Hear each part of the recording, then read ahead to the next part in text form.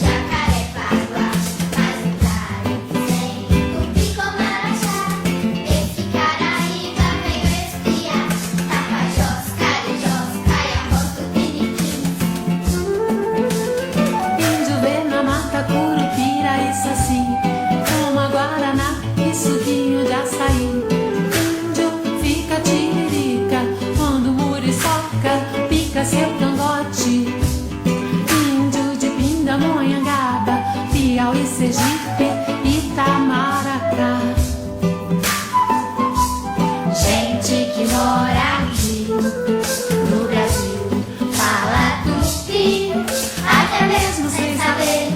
Um garoto índio é guri. Gente que mora aqui no Brasil fala tupi, até mesmo sem saber. Um garoto índio é guri.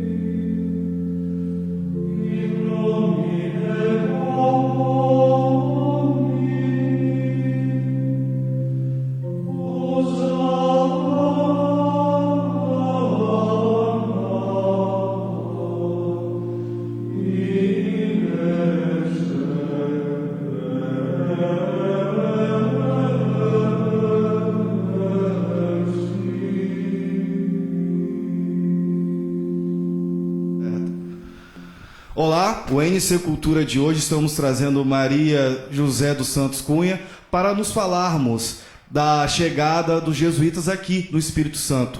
Nada melhor do que um sangue lusitano para falar da sua tese de doutorado sobre a chegada e a vinda e a ida dos jesuítas aqui em Anchieta.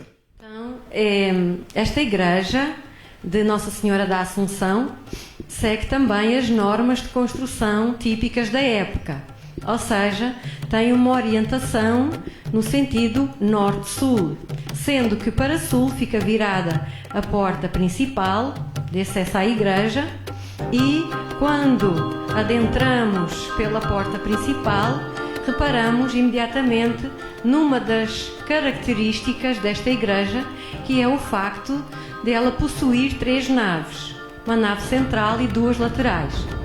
Essa característica torna-a única praticamente no Brasil, uma vez que os jesuítas apenas haviam feito 2 com estas características assim tão grandes, mas em cidades consideradas capital, e esta é a primeira a ter 3 naves. Há uma outra igreja construída também pelos jesuítas com 3 naves, que fica no estado do Rio de Janeiro, a igreja de São Pedro da Aldeia, que foi construída por índios e jesuítas saídos aqui de Reritiba para fundar essa nova aldeia. E aí construíram uma réplica da existente na aldeia de Reritiba.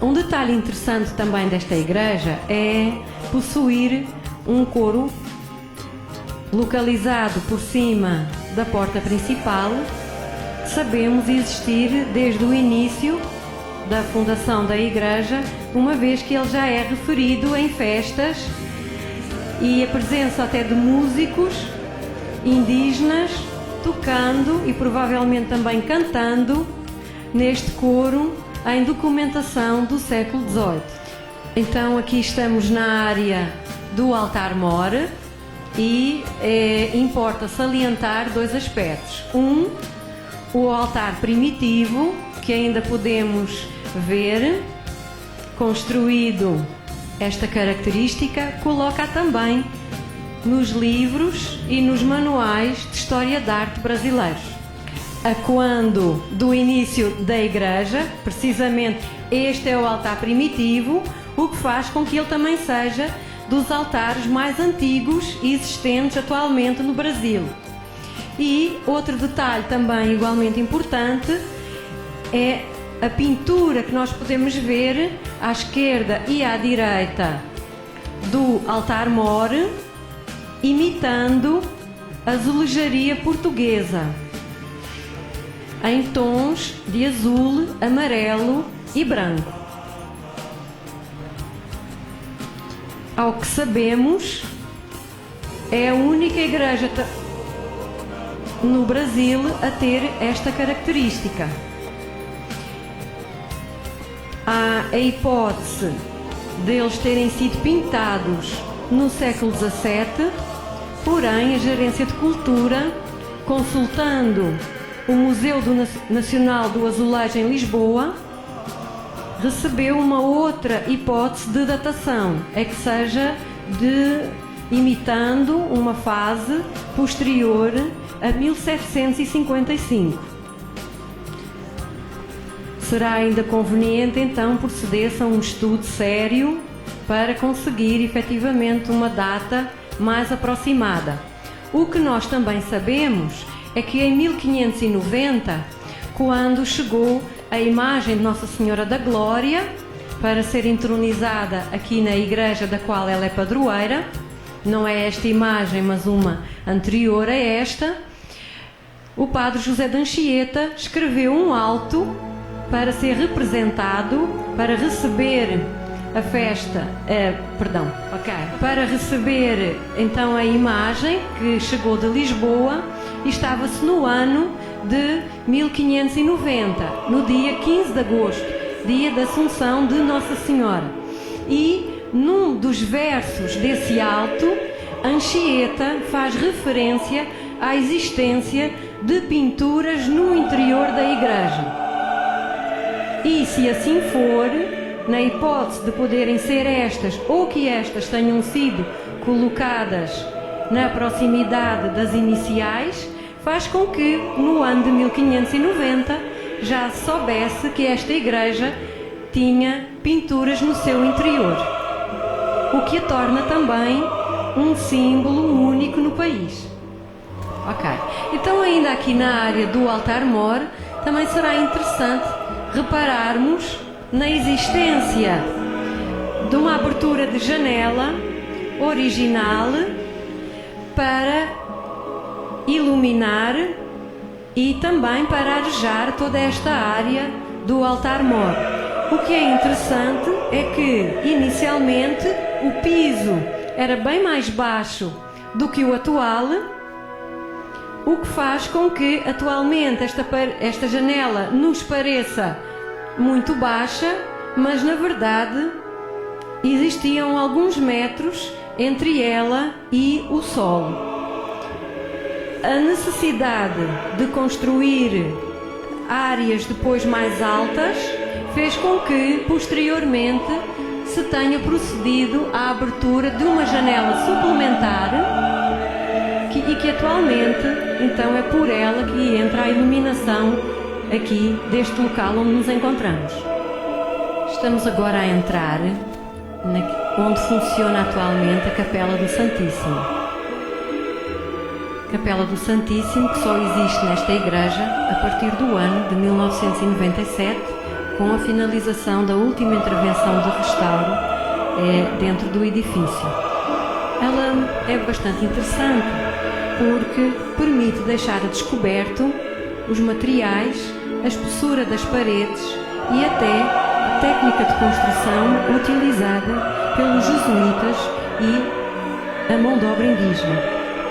Nós reparamos que bem abaixo do nível onde estamos são visíveis as paredes bastante grossas, a utilização da pedra e também ali aquele detalhe na parede externa, onde existe até uma telha a servir de calha para escoamento da água.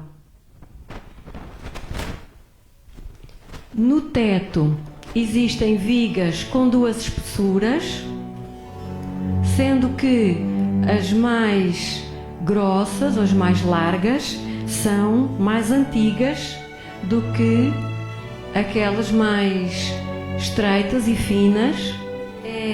Toda esta vista que nós vemos aqui de perto da entrada do cubículo dito do padre José de Anchieta era bem diferente daquela que se vê atualmente, uma vez que tudo estaria coberto por mangue e até onde alcança a nossa vista por Mata Atlântica, que ainda não havia sido derrubada.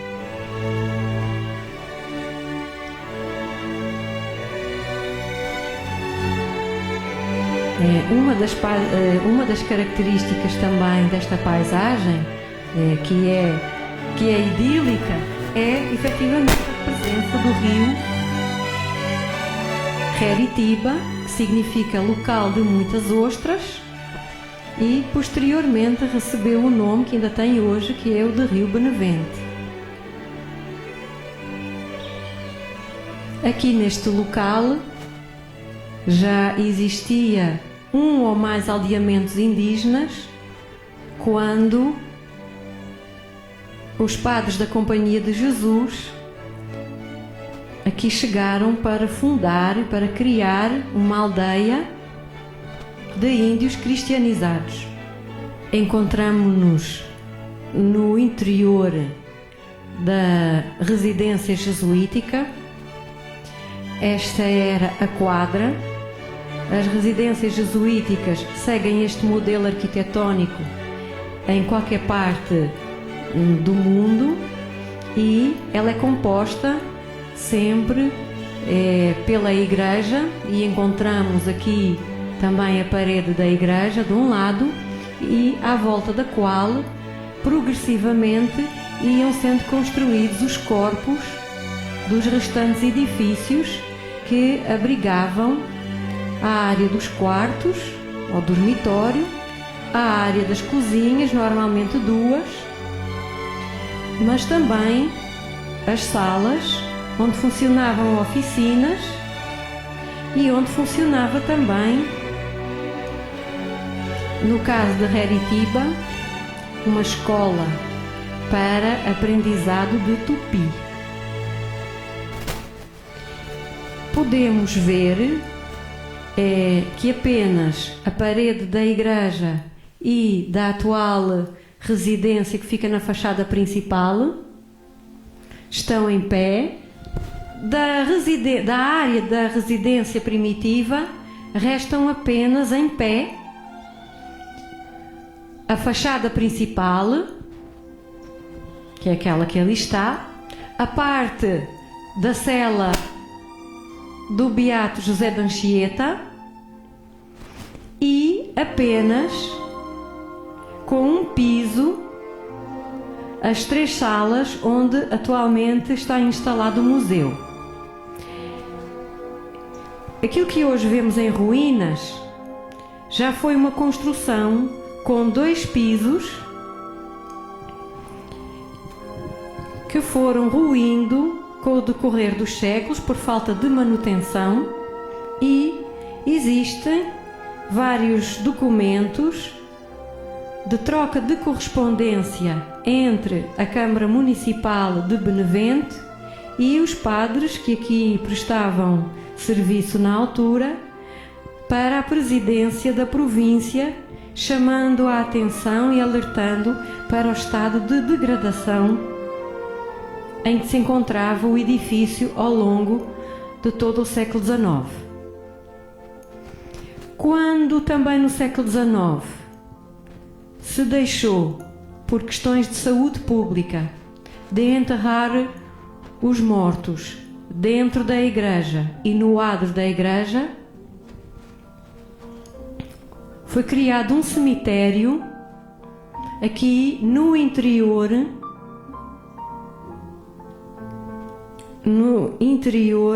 da quadra jesuítica.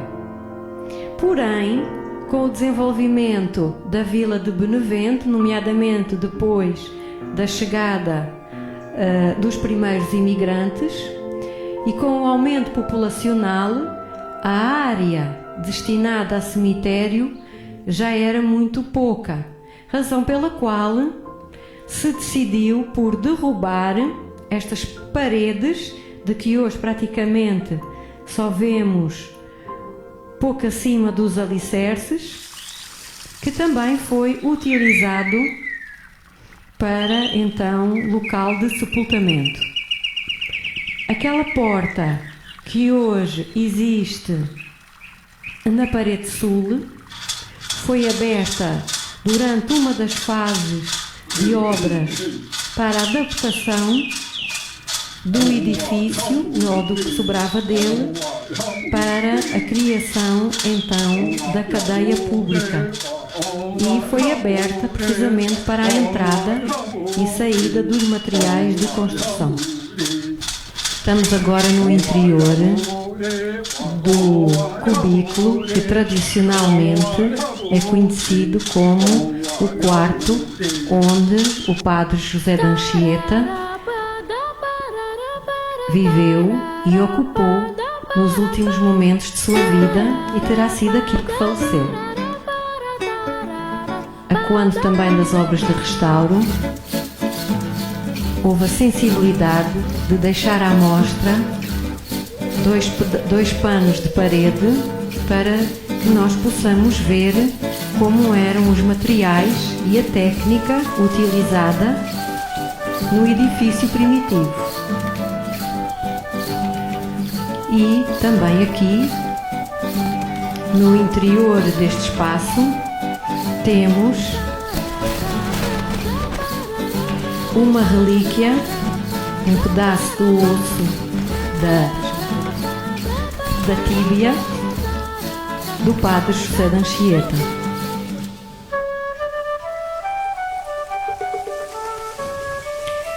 Aqui desta janela, Padre José podia com tranquilidade observar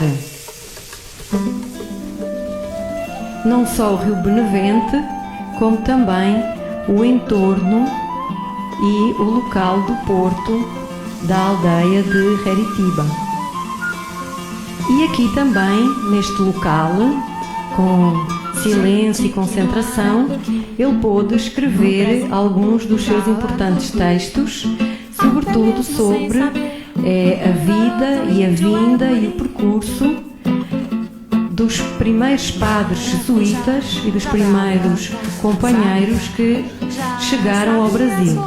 E felizmente essas obras aos poucos foram sendo recuperadas em vários arquivos na Europa e hoje estão publicadas para qualquer pessoa poder lê-las.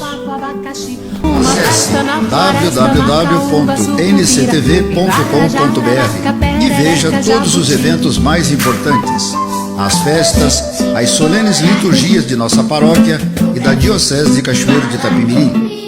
Veja também shows, reportagens e outros eventos culturais. NCTV, a televisão de Nossa Senhora da Imaculada Conceição.